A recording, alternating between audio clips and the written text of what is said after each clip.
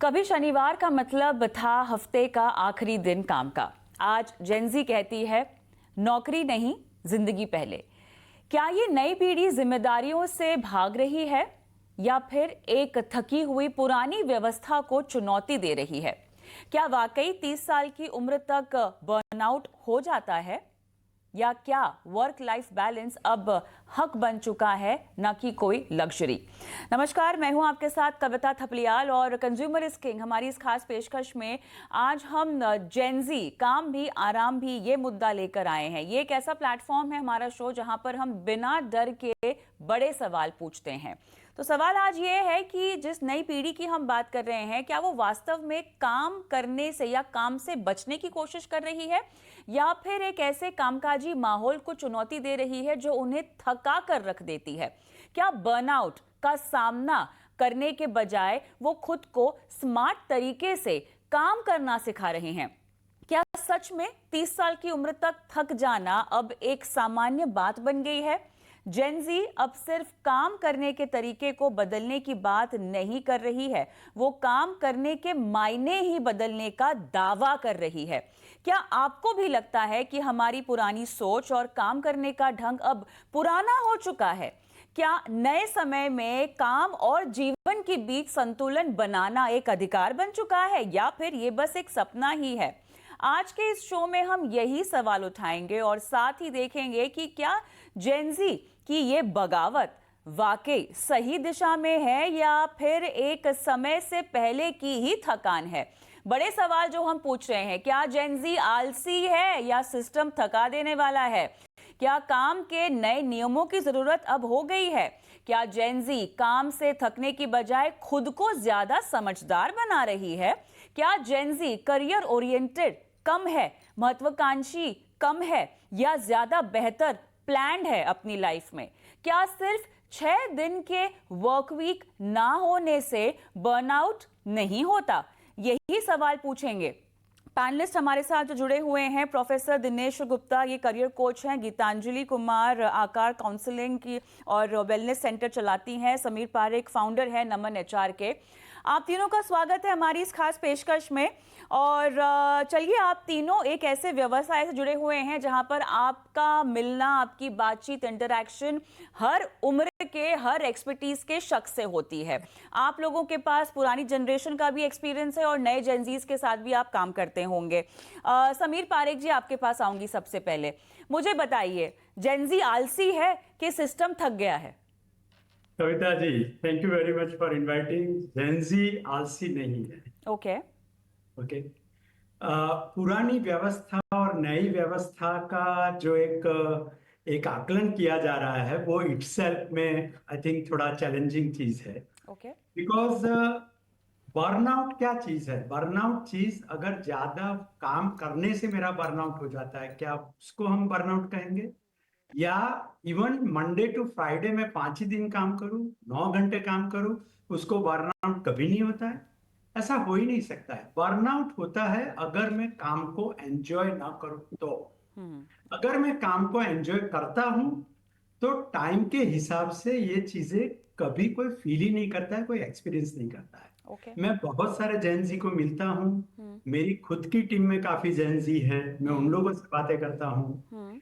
उनको जरूर चाहिए कि वो अपना सुझाव, अपनी बातें एक कैंडिडेट से, एक कैंडिडेट एनवायरनमेंट में फ्रीडम से रख सके। उनको वो नहीं चाहिए कि कोई जज करे उनको कि ये ज्यादा टाइम बिता रहे हैं ऑफिस में या नहीं। उस हिसाब से पुरानी व्यवस्था में थोड़े लोग ऐसा का शायद सोचते थे कि मैं अगर ज्यादा टाइम देता हूं तो दैट मीन्स कि मैं ज्यादा परफॉर्मेंस देता हूं। और वो व्यवस्था अब बहुत कम कंपनी में सोची जाती है, क्योंकि अटेंडेंस और वर्किंग आवर्स को वर्क लाइफ बैलेंस के माध्यम से देखा जाए, वो जरूरी नहीं है। इट इज अनफॉर्चुनेट, कमनसीबी ये है कि हमारे में से कई लोग इंक्लूडिंग जेनजी सिर्फ वर्किंग आवर के हिसाब से वर्क लाइफ बैलेंस को देखते हैं, ना कि वर्क एक्सपीरियंस के हिसाब से। अगर वो एक्सपीरियंस को ज्यादा महत्व देते हैं, इवन 4 घंटा भी काम करो, पर अगर आपको अच्छा एक्सपीरियंस नहीं मिला, आपको अच्छा एनवायरनमेंट नहीं मिला, आपको ऑर्गेनाइजेशन का कल्चर अच्छा नहीं मिला, तो आप फिर भी बर्नआउट फील करोगे। तो चलिए, आपने ये बात रखी कि काम को पसंद करना बहुत ज़रूरी है। काम को पसंद नहीं करेंगे तो वर्कआउट तो महसूस करेंगे। गीतांजलि, बातें ना ये काफ़ी सेक्टर स्पेसिफिक भी है। अब हम अपने सेक्टर की बात करूं, मैं अपने सेक्टर की बात करूं, तो हम तो बर्नआउट अफोर्ड ही नहीं कर सकते, बिकॉज हमारा काम ही इतना पेसी है। ठीक है, हम तो चाहते हैं कि हमें छुट्टी भी मिल जाए, तब भी नहीं हो पाता।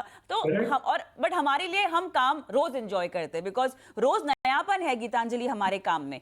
सबके लिए ऐसा नहीं है। 9 to 5 जो नौकरी करते हैं उनके लिए कई बार विवशता भी होती है काम करने की, और वो काम शायद ऐसा होता भी नहीं जो वो एंजॉय करे।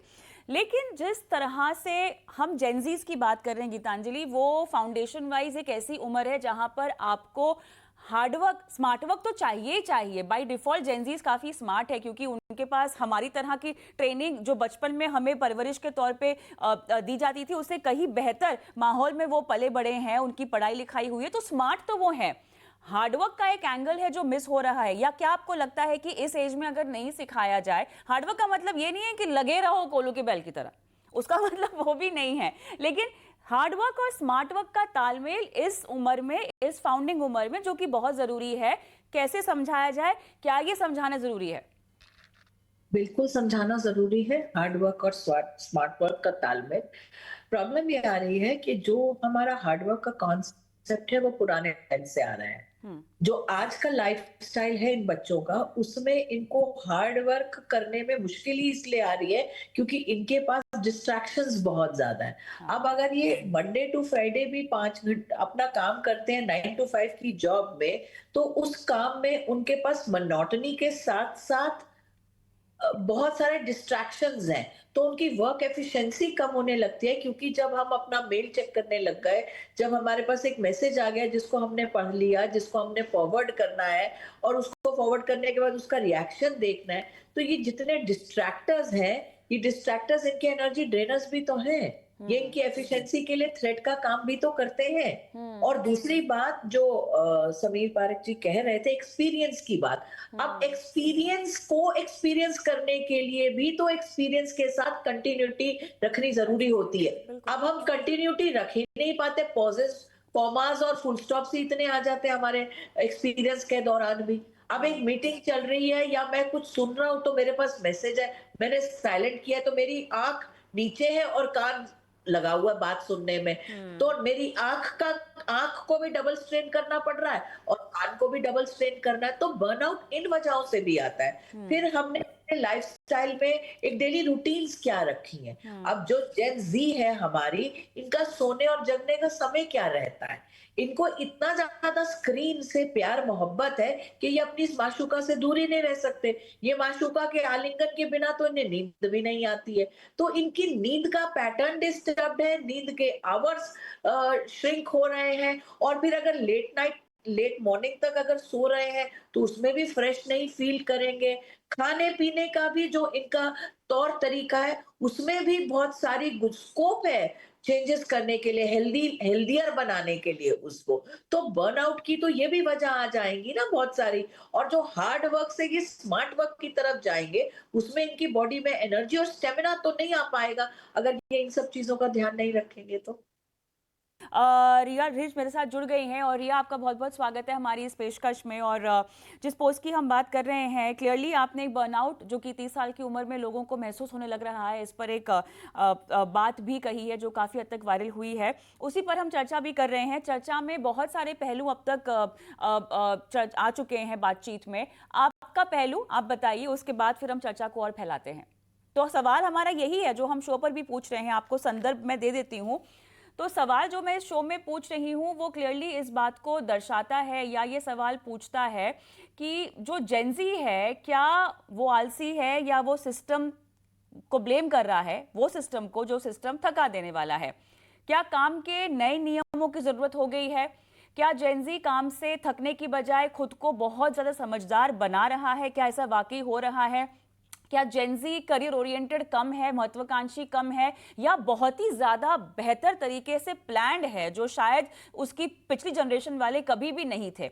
और क्या सिर्फ 6 दिन का वर्क वीक ना होने से बर्नआउट क्या नहीं होता? ये हमारे सवाल हैं और या जो हमने सामने रखे हैं। आप एक एक करके जवाब दे सकती हैं, बताइए। बिल्कुल। मुझे ऐसा लगता है कि ये सिर्फ एक बज़वर्ड नहीं है। Usually people take it as कि with the coming of the technology, क्योंकि हम इतने ज्यादा यूज टू हो गए हैं कि we use it into 24/7, right?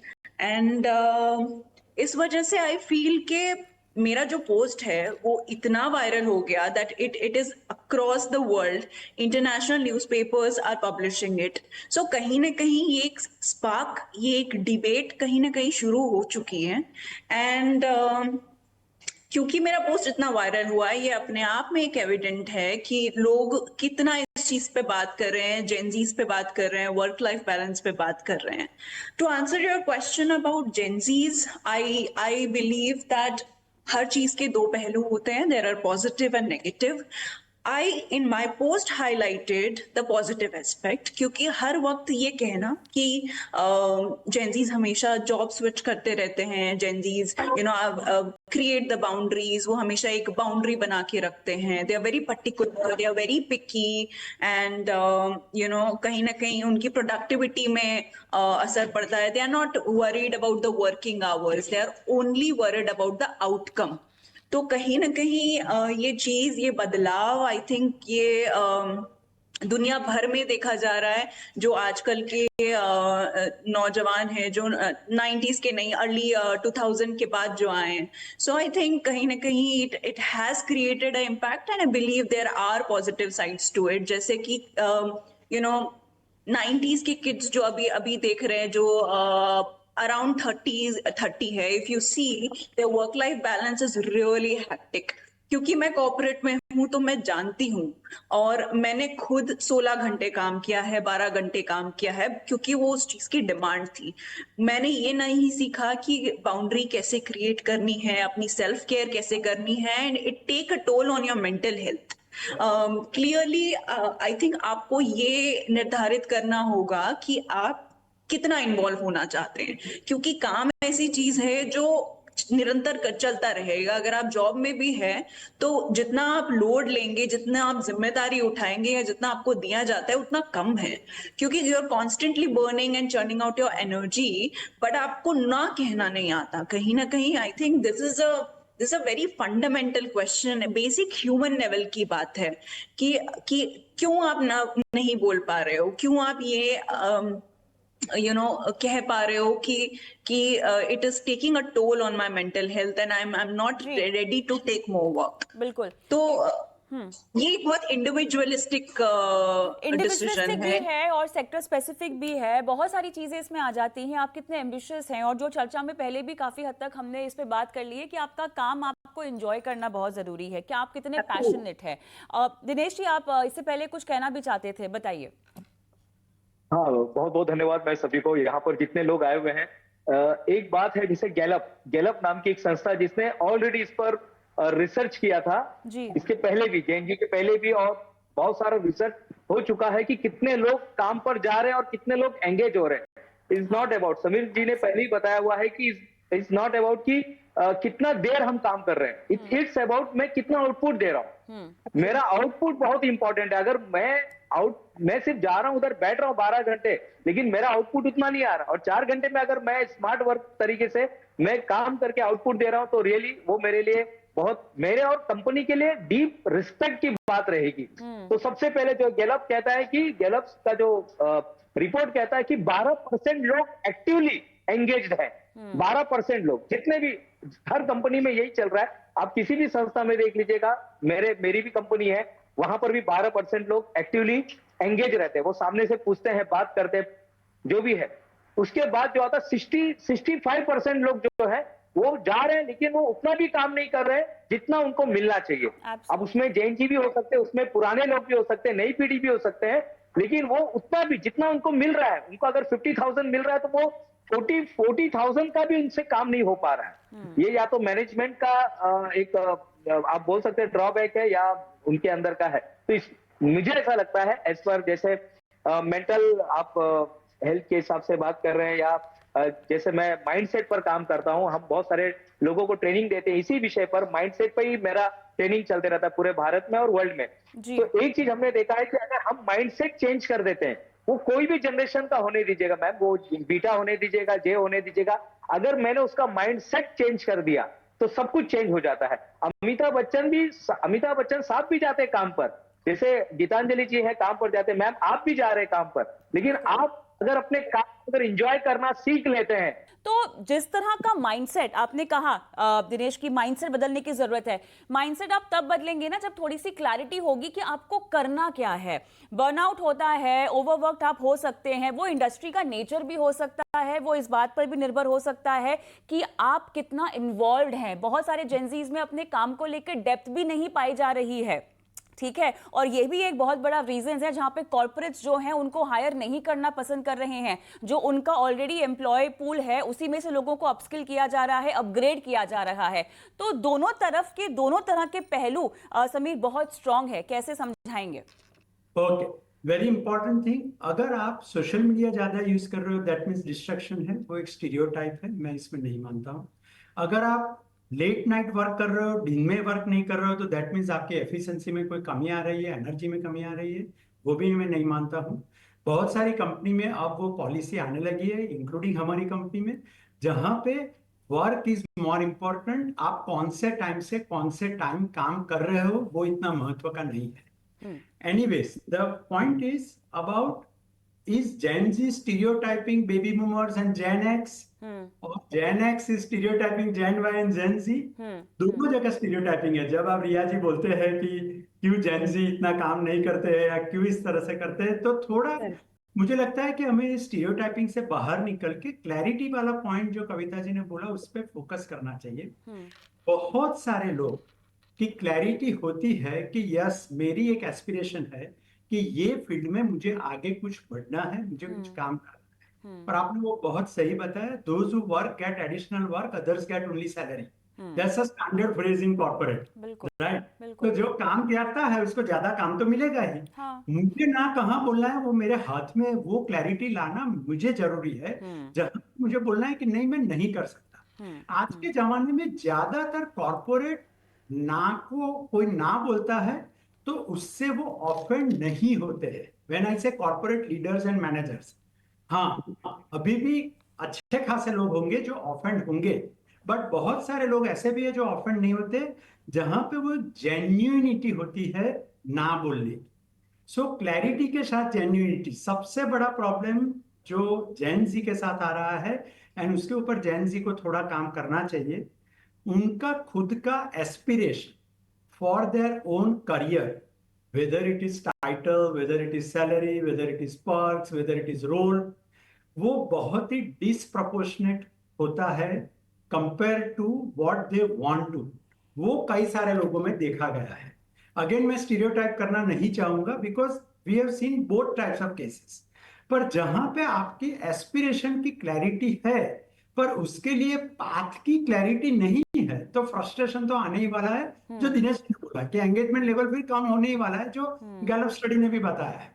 तो आई थिंक एक चीज बहुत इंपॉर्टेंट है कि मुझे शॉर्टकट से मेरी एस्पिरेशन फुलफिल हो जाएगी वो मानना शायद ठीक नहीं है। इवन इन्फ्लुएंसर के लिए भी अच्छा खासा मेहनत करना पड़ता है। गीतांजलि ने बताया वो बहुत अच्छी बात है कि 2 दिन अगर मैंने छुट्टी लिया, तीसरे दिन भी अगर मैं एनर्जी फील नहीं कर रहा हूँ, बिल्कुल, तो कोई मतलब ही नहीं है। Absolutely, absolutely. गीतांजलि जी।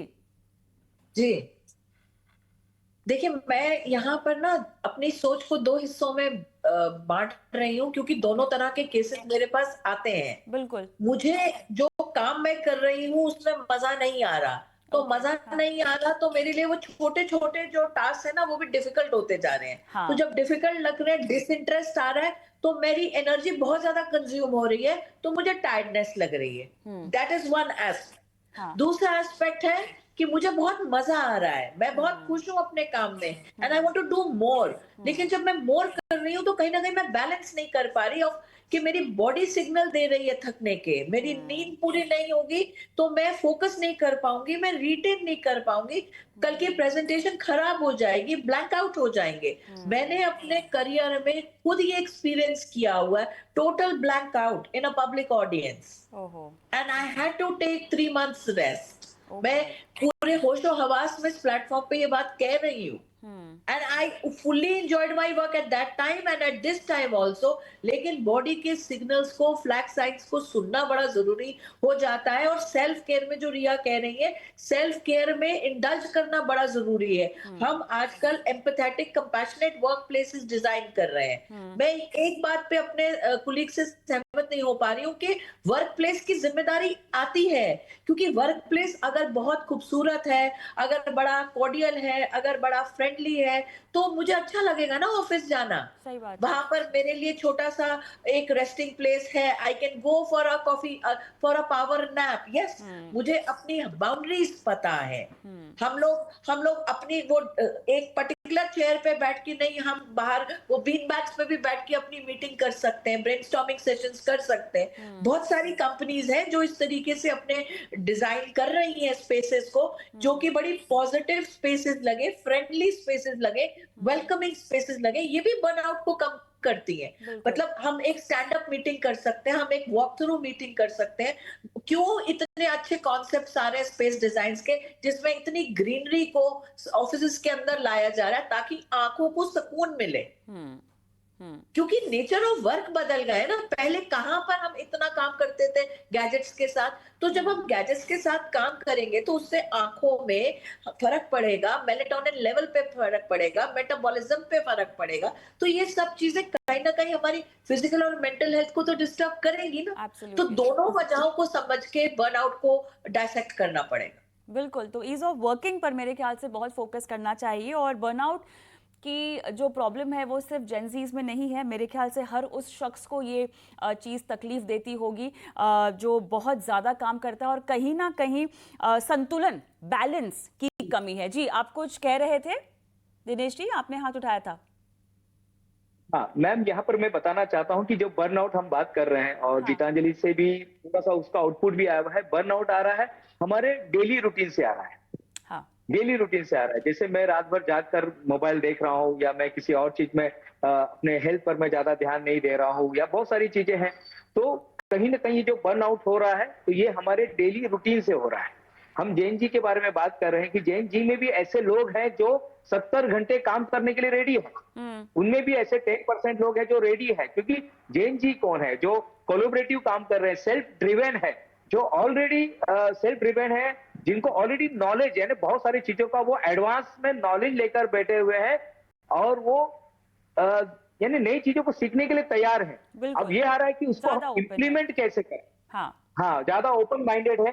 हम जो डिजर्व माइंडेड जिसको बोलते हैं ना, डाइवर्स माइंडेड वाले लोग हैं वो।